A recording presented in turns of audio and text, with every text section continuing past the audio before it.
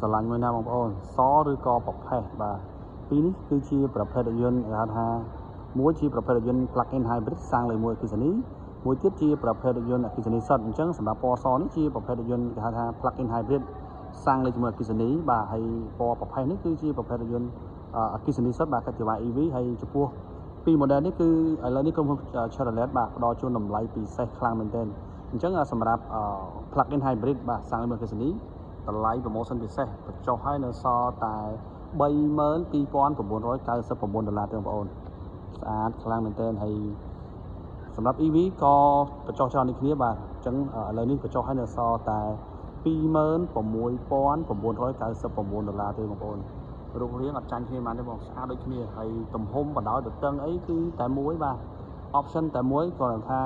រថយន្តពីរនេះវាខុសត្រង់ថាមួយដំណើរការដោយសាំងលេខជាមួយអគ្គិសនីមួយទៀតគឺដំណើរការដោយអគ្គិសនីសុទ្ធអញ្ចឹងបើសិនជាបងប្អូនចូលចិត្តស្រឡាញ់ឡានបែបអគ្គិសនីសុទ្ធបងប្អូនអាចធ្វើការពិចារណាទៅលើ Captiva EV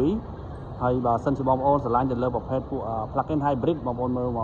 កពណ៌សនេះបងប្អូនបាទអូខេអរគុណច្រើនមានតែប៉ុណ្្នឹងទេ